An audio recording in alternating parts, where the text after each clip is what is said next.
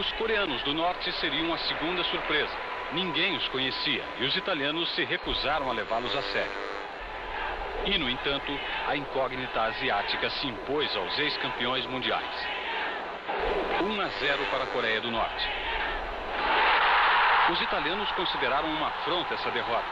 Ao regressar à Itália, a seleção seria recebida com uma chuva de tomates.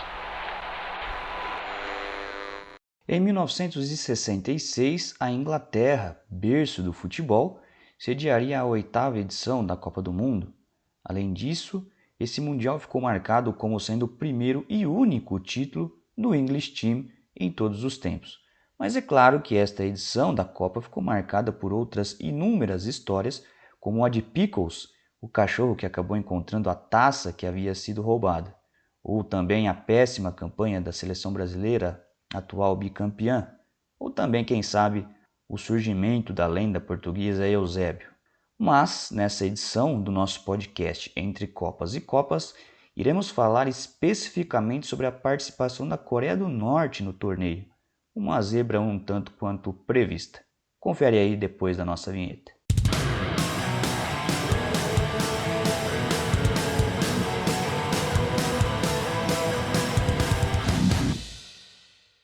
A Copa do Mundo de 1966 é lembrada por diversos motivos. Foi a primeira Copa do Mundo vencida pela Inglaterra, como dissemos anteriormente, graças a um gol polêmico na final contra a Alemanha.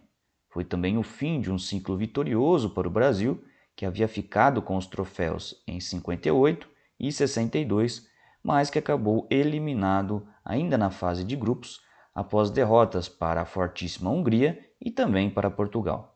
E foi também em 66 que a Coreia do Norte protagonizou algumas surpresas, eliminando a Itália na fase de grupos e perdendo a vaga nas semifinais em um duelo dos mais emocionantes da história dos mundiais, uma senhora zebra.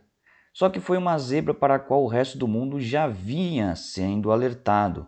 Desde antes do torneio, a Coreia do Norte já demonstrava alguma atenção. Para isso, é preciso voltar até 1965, com 10 vagas para a Europa, 4 para a América do Sul e 1 para a Américas Central e do Norte. A Copa do Mundo de 1966 teria uma vaga a ser disputada entre África, Oceania e Ásia. E o regulamento para definir este classificado foi bem bizarro. Na primeira fase, 15 seleções africanas seriam divididas em 6 grupos, classificando as vencedoras para a segunda fase. Depois, estes 6 países seriam divididos em 3 confrontos de ida e volta, classificando os 3 melhores do continente para a fase final. Do outro lado, 4 seleções disputariam a primeira fase das eliminatórias Ásia-Oceania, entre elas Austrália, Coreia do Norte, Coreia do Sul e África do Sul. As 4 seleções se enfrentariam em um grupo com jogos de ida e volta, inicialmente marcados para o Japão, mas que foram transferidos, vejam só vocês, para o Camboja. O vencedor deste grupo faria um novo grupo com as 3 seleções classificadas da África, mais uma vez com 6 rodadas de classificação.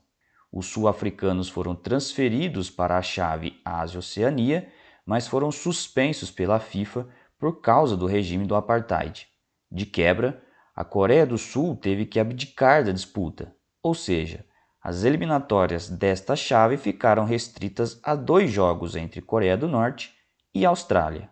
E foi aí que os norte-coreanos aprontaram e venceram a Austrália com autoridade nos 2 jogos disputados no Camboja.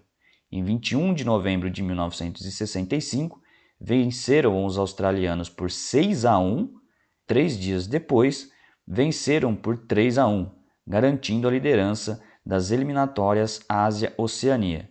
E como as seleções africanas abriram mão das eliminatórias em protesto contra a logística do torneio, a Coreia do Norte acabou classificada para a Copa do Mundo de 1966. Os resultados transformaram o italiano Giacomo Jim Baiuti, técnico da seleção australiana, em uma espécie de porta-voz acidental da Coreia do Norte antes daquela Copa do Mundo, já que o acesso às informações do time asiático era escasso. Em janeiro de 1966, à agência de notícias Associated Press, Jim Bayuti destacava a seleção da Coreia do Norte como sendo um time formado por jogadores rápidos e muito capazes. Abre aspas. Os coreanos são assombrosamente rápidos, disse Bayuti na ocasião, e completou que são capazes de render o máximo quando empenhados, criando sérias dificuldades aos adversários pelo seu espírito de luta e sacrifício, por serem obrigados a se desdobrar dentro de campo para compensar as dificuldades físicas, porque todos os jogadores são de aparência frágil e o mais alto jogador deles mede apenas 1,70, completou Bayuti. Alguns nomes ganharam especial destaque do ítalo-australiano, como os pontas Bong Jin-han e Seung Yu Kim. Os dois foram descritos como muito velozes, chutando forte ao gol de qualquer distância e ângulo. O centroavante Seung Jin Pak, capitão da equipe, também era elogiado pela imprensa asiática. Ainda de acordo com o técnico da Austrália, os norte-coreanos sabiam alternar posições em campo para confundir os adversários. De quebra, o time ainda teve bastante tempo de preparação para a Copa do Mundo de 1966, chegando em ótimas condições físicas e técnicas. Quando o Mundial chegou, a Coreia do Norte caiu no grupo 4 ao lado de União Soviética, Itália e Chile. Estreou com derrota para os soviéticos por 3-0, mas arrancou um empate por 1-1 com o Chile, graças a um gol do elogiado Seung Jin Pak aos 43 minutos do segundo tempo. Até que veio a grande surpresa. Pela terceira rodada, em 19 de julho, os norte-coreanos venceram a Itália por 1-0, graças a um gol de Do Ik Pak aos 42 minutos do primeiro tempo.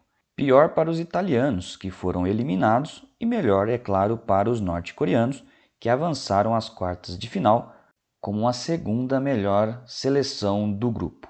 No mata-mata, a equipe teria pela frente a seleção portuguesa, que também era uma surpresa da primeira fase. Tinha como destaques Eusébio e Mário Coluna, porém, com 25 minutos do primeiro tempo, os asiáticos já assombravam o público no Goodson Park, em Liverpool, vencendo por 3-0, gols de Seung Jin Pak, Dong-woo Lee e Seung Kook Young. A partir daí, porém, brilhou a estrela de Eusébio, que marcou 4 gols. José Augusto ainda fez mais um no fim e ajudou Portugal a vencer de virada por 5-3. Curiosidade, foi uma das 2 únicas vezes na história que uma seleção virou um jogo de Copa do Mundo com desvantagem de 3 gols, repetindo o Áustria 7, Suíça 5 de 1954. As duas foram as maiores viradas da história das Copas do Mundo no critério de gols de desvantagem antes da virada. Portugal cairia diante da Inglaterra nas semifinais e ficaria com o terceiro lugar ao vencer a União Soviética. Já a Coreia do Norte só voltaria a uma Copa do Mundo em 2010, quando foi adversária do Brasil, depois de ficar fora das eliminatórias em 70, 78, 98 e 2002. Para finalizarmos, uma curiosidade. Já que citamos o recorde da virada de Portugal, fica outro registro daquela campanha. Ao entrar em campo para o jogo contra a União Soviética, o goleiro Chang Myung-lee tinha 19 anos e 191 dias. Até 2022, é o goleiro mais jovem a disputar um jogo de Copa do Mundo. Este foi o nosso episódio sobre a Copa do Mundo de 1966, a 8ª edição do torneio.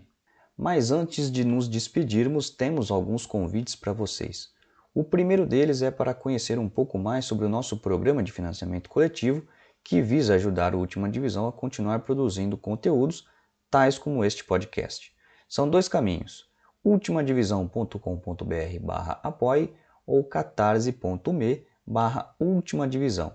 Através deles, nossos apoiadores, além de nos ajudar, é claro, possuem benefícios como participação no grupo de discussões no WhatsApp, ajuda na escolha das pautas dos vídeos e até sorteio de brindes como camisas e livros.